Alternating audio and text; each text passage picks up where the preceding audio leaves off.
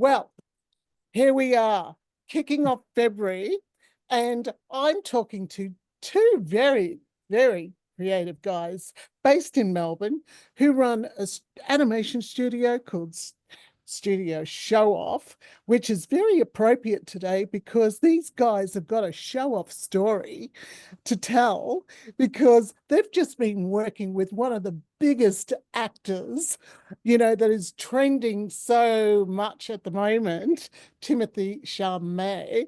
And you've just absolutely got handed a project to do for Saturday Night Live for an animation comedy skit, which is obviously aired now and it's been viewed. And guys, welcome. I haven't even said, my God, it's Ivan Dixon and Sean Wang. Is that right? One. Yeah, Wong, yeah, that's it. Yeah. welcome to Hush Hush Biz, guys. And congratulations on this wonderful success. Thanks for having us. Yeah, thanks for having us. Yeah, we're excited. We're very tired after the schedule we got put through for the SNL thing, but we're bouncing back this week. Well, this is part of what I really would love you to tell us about, because you've done something that is so massive in a condensed time of, I think, 6 days, which would normally take, I don't know, weeks and weeks and weeks to Well, work. yeah, maybe even months, I think, for us to usually do three and a half minutes, sort of, So or you didn't three and a sleep? bit minutes straight out of the gate like that. Like we draw everything frame by frame, everything's traditionally done, so we like to take our time with it. But when SNL comes knocking, you just jump.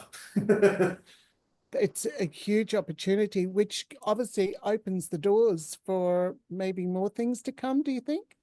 Yeah, hopefully. I think unfortunately the way that they work on the show is it's always going to be a tight turnaround like that. So I guess we just have to trade up our sleep and our weekends Yeah. for the show, which is, I've heard it be described as an abusive relationship. Yeah. Yes, I bet. Yeah. So how did you manage it? Obviously, the phone call comes and you get told, so the reaction is, Well, so yeah, I'm good mates with one of the he works in the art department on SNL, and he had been wanting to incorporate animation into the show for years and years. This is Lee McGee. Lee McGee. Yeah. And so he had been pushing for this for a while. He finally found a writer that was also on board, and that was Streeter Seidel, and they put together this idea for a sketch, and we were working on it on some storyboards early on, with the thought that this will air at some point maybe, and then we get told, can we do it in 2 weeks? Yeah, we thought we had more time, and we were working on it and chipping away at it, and then which is pretty typical. But then basically they're like, we want to air it next week on the show next week because Timothée Chalamet has expressed interest in doing the voice, but we have to get it done by next Saturday or it's all over.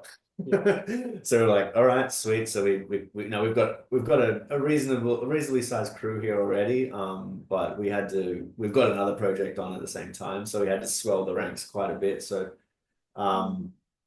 Ivan, myself, and our producer Nick jumped on the phone and just rang a bunch of animators and saw if we could pull a team together in time to get it done. But everybody was really keen and they did a great job, and we delivered it. And at every step of the way, we weren't 100% sure we'd get Timothy's voice in time. We only got it Tuesday afternoon, his voice work, and we had to finish that Friday. And then even up to the day, we weren't sure if they would actually air the piece because they make so much content for this show, and they could cut it on the night. Or during broadcast, they could say, "Oh, we've run out of time. Sorry, guys." Oh, that would have been guttering if that happened, Yeah. but it didn't. No. Yes. In fact, we were told minutes before the show aired that it was definitely happening, And then I got a phone call halfway through the broadcast saying, sorry guys, it's been bumped. And then they ended up playing it. So it was a real topsy-turvy. I called Sean immediately. We were commiserating. We hadn't told the crew yet. We thought, look, let's save it. Maybe they'll air it. Maybe they'll put it online. Yeah. Let's not. Everybody's disappoint tired right anybody. now. And they aired it. It was the very last sketch to air. And now it's being ranked as the second best sketch of the night. Yeah, It was Collider. yeah, got ranked as number 2 on sketches. So yeah, hopefully they feel like they made the right call. It's so funny. It's so good. It's so yeah, it is. It should be number 1, you know. So, but you know, thank you. that's amazing efforts of you guys, because how long have you been doing this now? Have you always been together? Yeah, as a studio, we founded in 2019, I think. Yeah. I feel like this is our 6th. Yeah, this is our 6th year.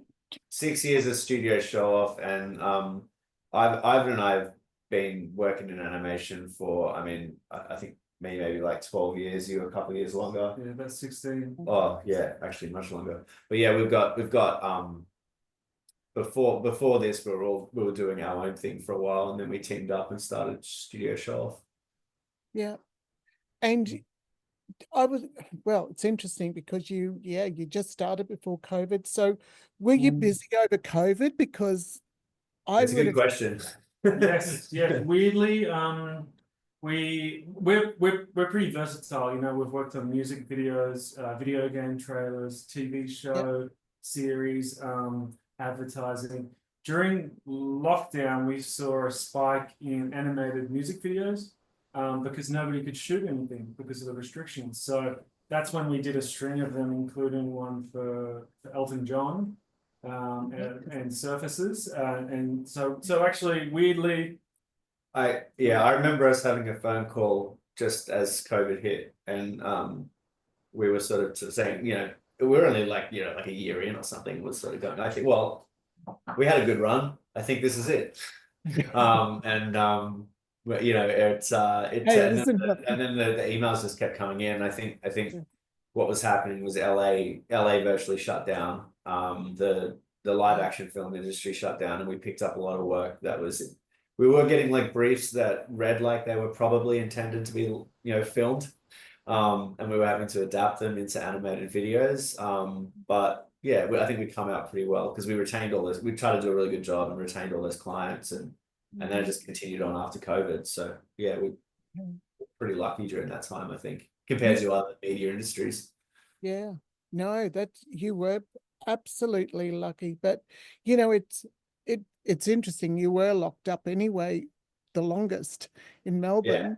So yeah, it actually worked. Well, we could all basically work from home, which is pretty unique to animation. Like, you know, 2D animation particularly as well. Like 3D has a lot more infrastructure needed, but yeah, we continued on with everybody working from home, and we're able to just pump out some pretty good stuff, I think. But we're kind of proud to say that we these days we're brick and mortar. We've got a physical space. We're based in Brunswick, and we have a room full of animators working in-house, which is kind of one of the last of its kind. There's a lot of places going remote these days.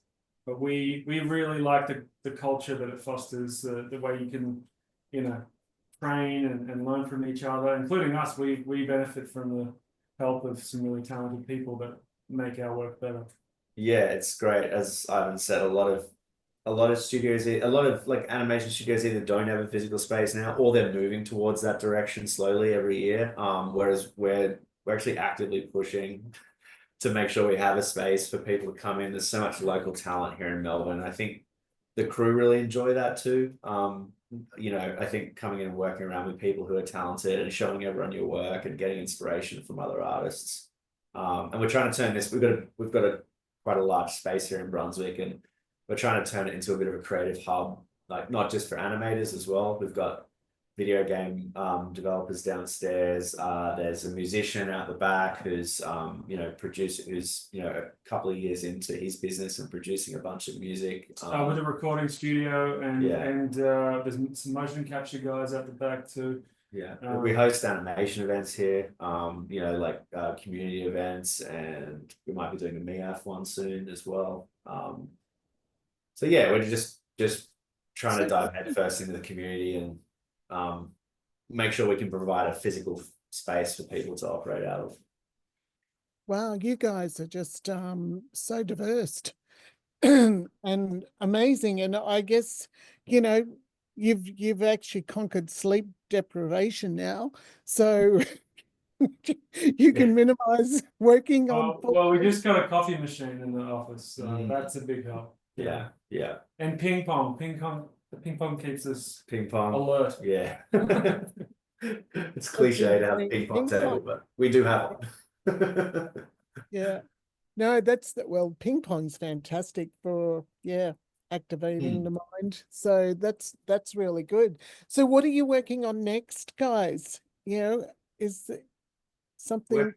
We're doing it. We're in the middle of a recycling campaign, ad campaign at the moment that we've been working on for about 3 months. But it's a bit of a slow running project with a TV commercial and a bunch of other stuff for socials. But I think we've other than having a few more stokes in the fire for a few jobs coming up that we got emailed about last week. We want to spend this year hopefully leapfrogging off the SNL thing and starting to do some more of our own comedy. We've got some stuff that we've been creating just by us for us up on our YouTube channel, and we'd like to push that a lot more. And do some writing and do some creating and try to get our creations out there as much as possible. So are you looking at collaborations? Are you inviting? Well, we have been, it's early days yet, but we have been talking to Netflix about doing something with them. And With who, sorry? Netflix. Oh, excellent.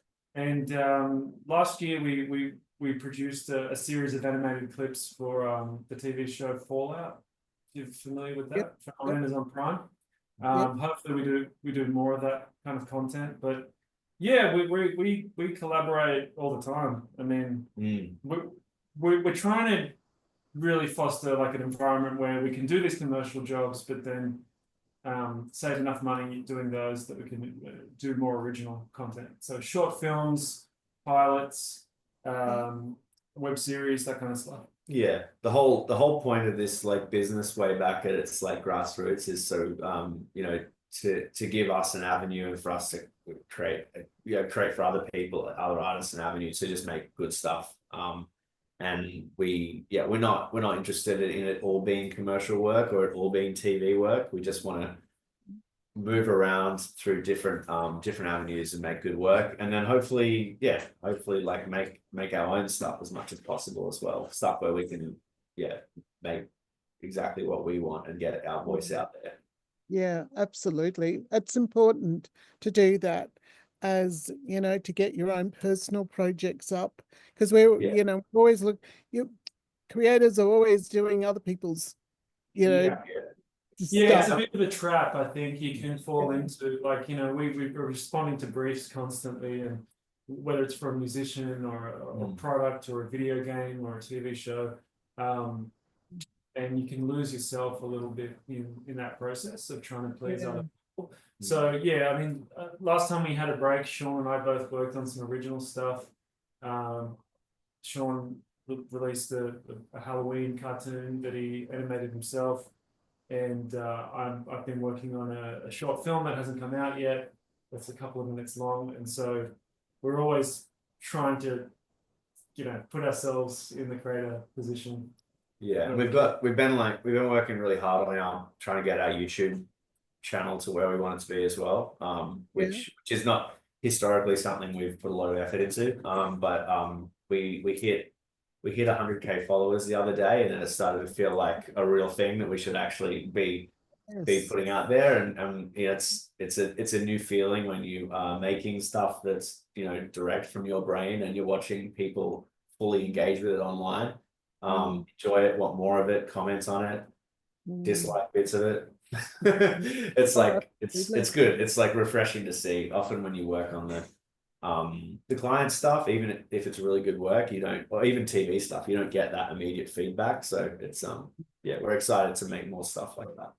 Oh, that's great. Well, I'm sure this, from what you've done, it's going to be leveraging for you, you know, and tracking and trending in all capacities for you from now on. So I'm just so happy for you guys. You know, it's a big achievement to sort of, you know, have done what you've done in that challenging time, especially. So, you know, to have ticked that off is a, you know, big applause. Thanks Yeah, so thank much. you. Yeah. Thank you. Yeah. So we'll look forward to seeing what's next. And thank you for your time, guys. It was so lovely to speak to you and hear about, you know, the whole process. It was great. And the studio. Looks like it's going to be an exciting year. Thanks, Caroline. Thanks a lot. Thanks for your time. Thank you. All the best. Bye, guys.